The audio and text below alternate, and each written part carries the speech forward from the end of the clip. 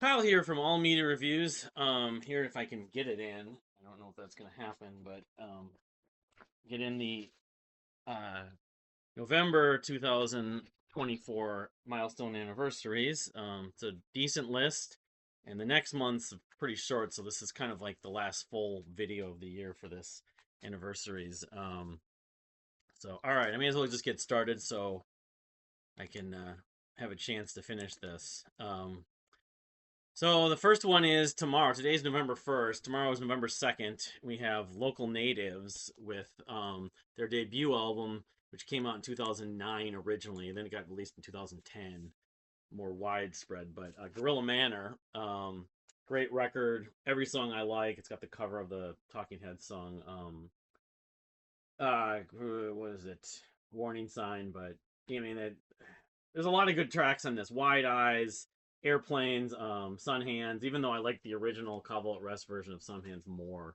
But that's proggy. World News is super catchy.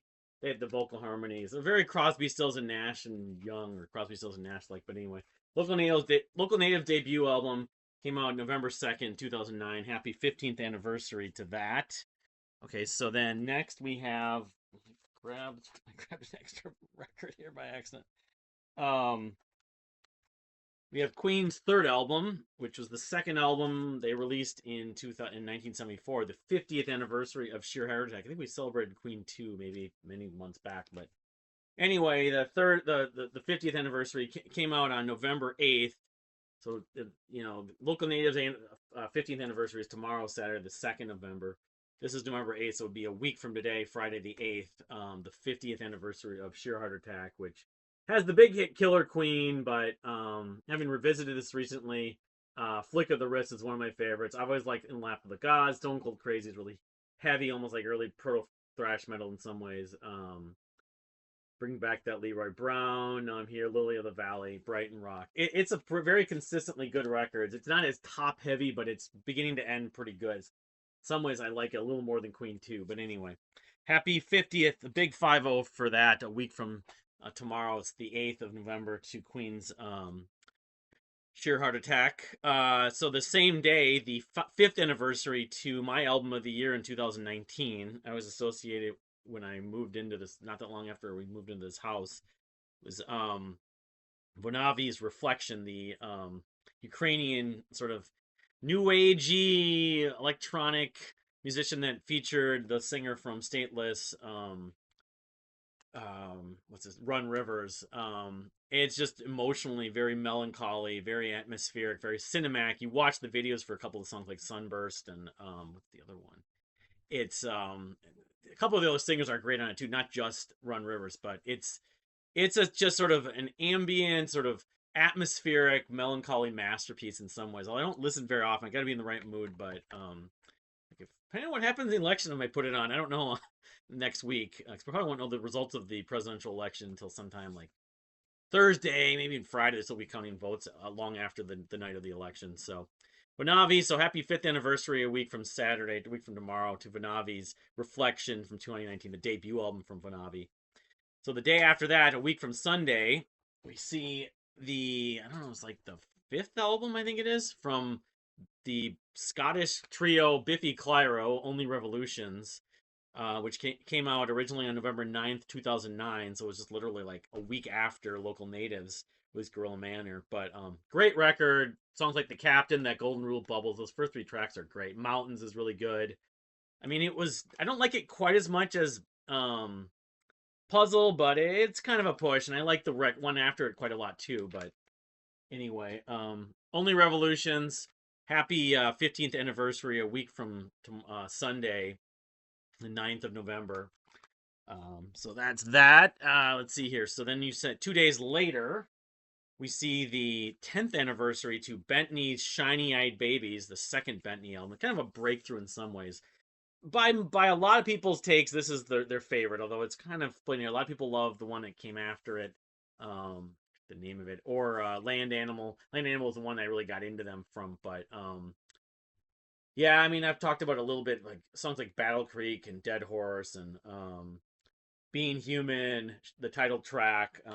Great sophomore record from the guys from a band that look at I don't know what I did with the booklets in here, but formed in Boston, and this came out in it's 2014. So I was like kind of trying to remember it the other day. But yeah, happy 10th anniversary. It would be a week from 2 weeks from last Tuesday, or a week from this coming Tuesday, the 11th November, to Bentley's Shiny Eyed Babies. Some people, my take is my favorite Bentley record still, for just splitting hairs, but so next we have Rush Presto. Their I don't know what number album this was. It was like their 13th album, 12th album, something like that. Presto came out on the 17th of November 1989. It's interesting because I remember they were on Rockline and someone was talking about the new album. We have all these new Rush songs to listen to. So that Rockline appearance must have been in something like November, December, maybe October of '89. But so happy 35th anniversary on the 17th, which is doing the math. I didn't pull up the calendar dates. The 17th of November is on a Sunday also, so it'd be what it'd be. My dates wrong with this? Saturday the 2nd, the 9th. I think I had my dates wrong on the days of the week, but it's on a Sunday. It's what 3 weeks from this Sunday, or two weeks from this Sunday actually. So I love this record. I think it's the last great Rush record in their chronology. They have many other records I like, but Show Don't Tell, Chain Lightning. My most underrated track on here is Red Tide. That little Shakespeare line that like climax. Anagram for Mongo. Available Light is a fan favorite. Scars, War Paint, the title track. It's just, even though it has a light production, it's kind of thin production. There's more piano than keyboards, so it's kind of a mix. And less keyboards than some of the 80s keyboard driven Rush that preceded it. I just think it gets overlooked at times, and I think in some ways it sounds a little more modernized. They look like they're going into the 90s. You could sort of tell. So it has that late 80s sheen. So happy 35th anniversary to Rush's Presto, which came out on November 17th, 1989. So then also on that same Sunday, the 17th, we see Black Future from Vector, the second Vector album, I believe. Sort of progressive thrash metal band that were big in the late 2000s, early 2010s, mid 2010s. Came out originally on November 17th, 2009. So that was whatever it would have been 20 years after Presto. But yeah, I really like. I kind of lean toward this as my favorite again. With they're like some of these bands like Bentley, where they're the last three records they released are all pretty equal in different ways. They're different kinds of records, but yeah, it's a great record. Some things that's happened, but I paid a pretty penny for this at Agarda, but I knew I wanted it. It was rare. I don't think it's not as easy to find now. So, but yeah, it's a double. I'm not going to pull it out. Time concerns, but happy 15th anniversary to Black Future, which came out on the 17th of November 2009. Which again, that would be the 15th anniversary would be 2 weeks from Sunday on the 17th. So then the same day in 2014, happy 10th anniversary on the 17th of November to Nordic Giants. What is in effect a compilation? It's two EPs together. And I remember I got this. I don't know if they actually released the EPs separately on Kscope. This vinyl was pressed together by Kscope at the end of 2014, and I ordered it.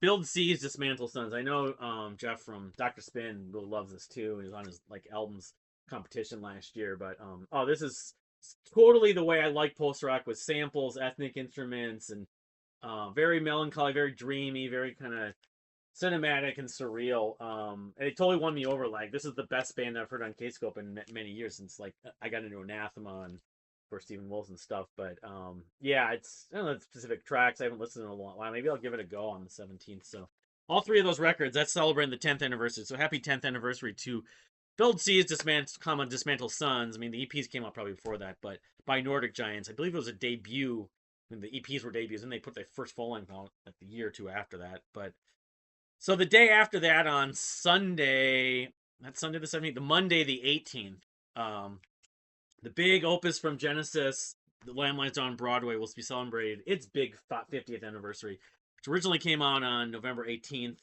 1974. So happy 50th anniversary. That Sunday, that Monday rather, would be whatever, 2 weeks from Monday. Would be 2 weeks.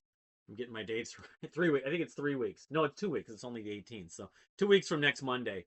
But yeah, it's a great concept album. It syncs up with Dark City. If you've never tried doing that and seen the movie Dark City, play the two together and you'll do like a Dark Side of the Moon, Wizard of Oz thing, Wizard of Oz, Dark Side of the Moon thing. But has a lot of their best songs. Even though I personally find like the previous records work a little better from a replay value because it does go on a little bit longer than I'd like. I mean, it's like it's 100 minutes, but Back in New York City is fantastic. Supernatural and Anesthesia is awesome. I love that. That's one of my favorite Hackett parts. The Lamia, um, was it Riding the Scree is catchy and very kind of almost uplifting in some ways.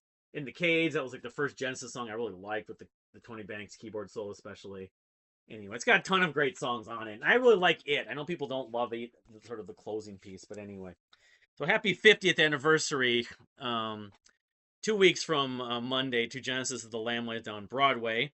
So then we see a Formal Horse, their debut album. Here Comes a Man from the Council with a Flamethrower. It's a mouthful. A band from somewhere in the UK.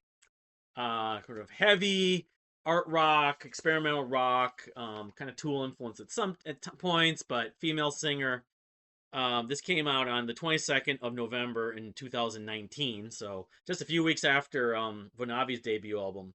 But on the 22nd, so that now doing the math again, that is well, it's like it'd be 3 weeks from tomorrow because it just do 21 days. So yeah, I haven't, I mean, the Formal Horse are a band that I like when I listen to them, but I don't go back to them as much as I like. But I'm definitely I appreciate them. They're one of the newer like heavy prog bands that have come out in the last 5 years that I've gotten into. So happy 5th anniversary to the Formal Horse. Here comes a man from the council with a flamethrower.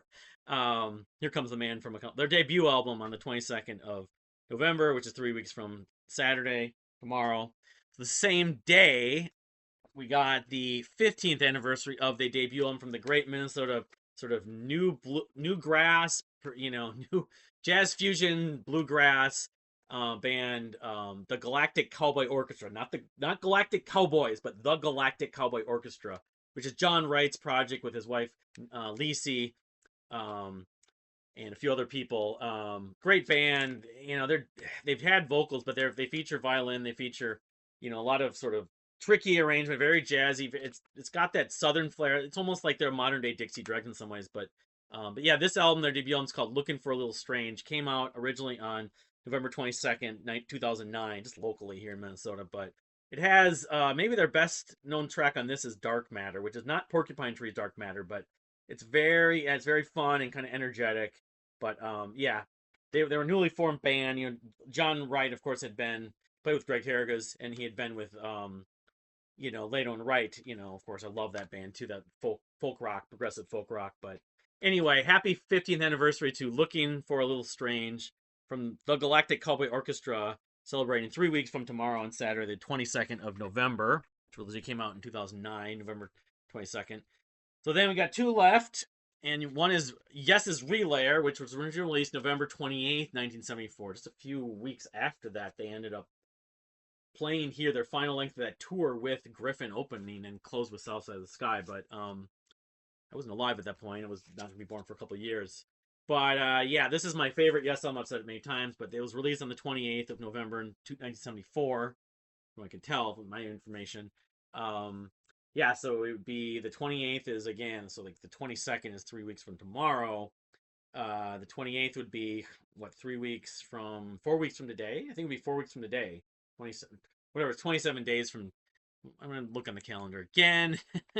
28th is a Thursday, so it'd be 3 weeks from yesterday. 1, 2, 3. Yeah, 3 weeks from or 4 weeks from yesterday, Halloween. So that's right.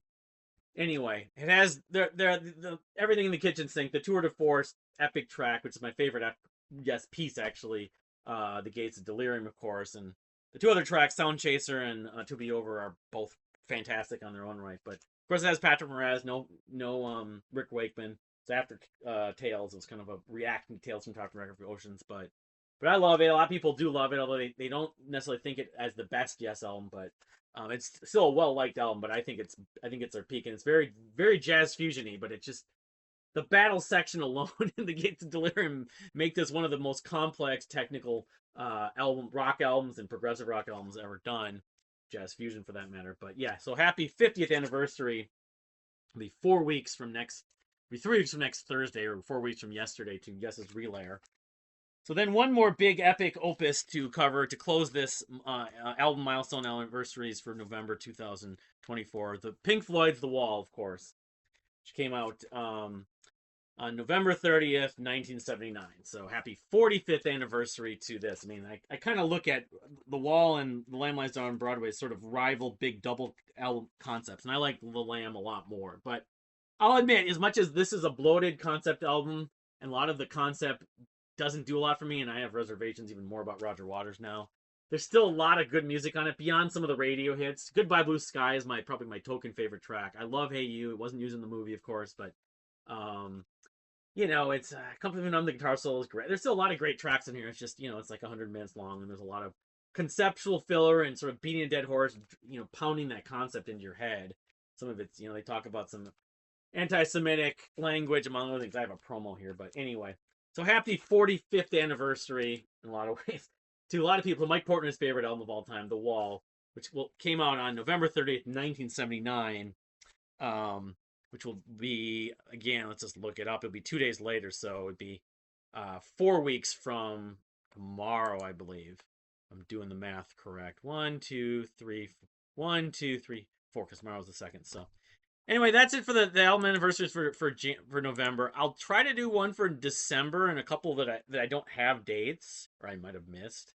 But it's a short list at this point. I may have to do a little research, and I'm not certain I'm going to be doing videos for these coming next year. I may just post a list in my community page and on social media because, while I like these, they do take a fair amount of research and then just corralling and stuff. So, but I'm going to get back to the CD A to Z. I started the second B and then got interrupted, so the second part of the Bs.